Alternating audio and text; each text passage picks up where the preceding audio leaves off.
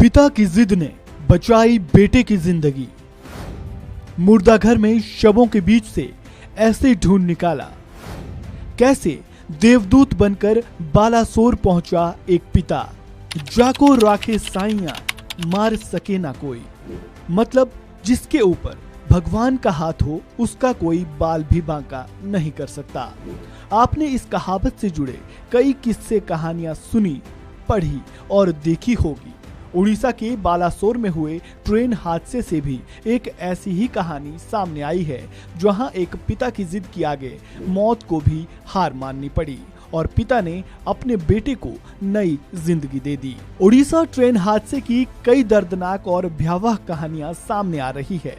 किसी के सिर से माँ बाप का साया उठ गया तो किसी का पूरा परिवार ही तबाह हो गया, और कुछ ऐसे भी थे जो गंभीर रूप से घायल होने के बाद भी जिंदगी की जंग जीत गए।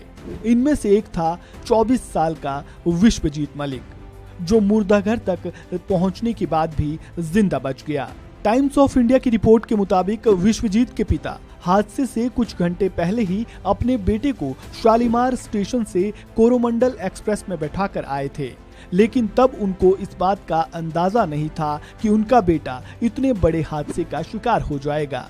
लेकिन कुछ ही घंटे बाद जब हादसे की खबर पिता तक पहुंची तो उनके पैरों तले जमीन खिसक गई।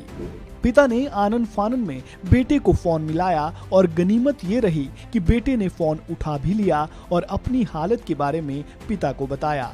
विश्वजीत से बात करने के बाद उसके पिता हीलाराम मलिक को ये अंदाजा हो गया था कि वो गंभीर रूप से घायल है।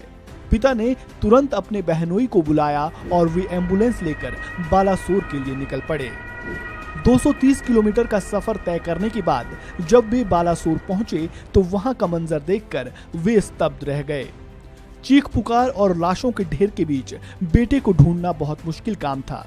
एक ओर जहां सब लोग अपनों के जिंदा रहने की उम्मीद खोते जा रहे थे, वहीं दूसरी ओर हीलाराम बार बार ये कह रहे थे कि उनका बेटा जिंदा है। बेटे को ढूंढते ढूंढते हीलाराम अस्थाई मुर्दाघर के पास पहुंचे, जहां हादसे में मरने वालों के शवों को रखा गया था। पहले तो अंदर जाने की अनुमति नहीं मिली, लेकिन तभी किसी ने एक हाथ हिलते हुए देखा। जब हीलाराम की नजर पड़ी तो उनको वो हाथ विश्वजीत के हाथ जैसा दिखाई दिया। वे फौरन अंदर गए और उसे वहां से निकालकर बालासोर के सरकारी अस्पताल ले गए। हालत गंभीर थी तो वहां से उसे कटक मेडिकल कॉलेज रेफर किया गया। इसके बाद पिता और फूफा उसे अपने साथ कोलकाता ले गए। अभी विश्वजीत का कोलकाता के SSKM अस्पताल में इलाज चल रहा है और वो खतरे से बाहर है। विश्वजीत के हाथ और पैर में फ्रैक्चर है और शरीर पर कई जगह गंभीर चोटें आई है। तो ये थी कहानी उस पिता की जिसने अपने बेटे को मौत के मुंह से जिंदा बचा लिया।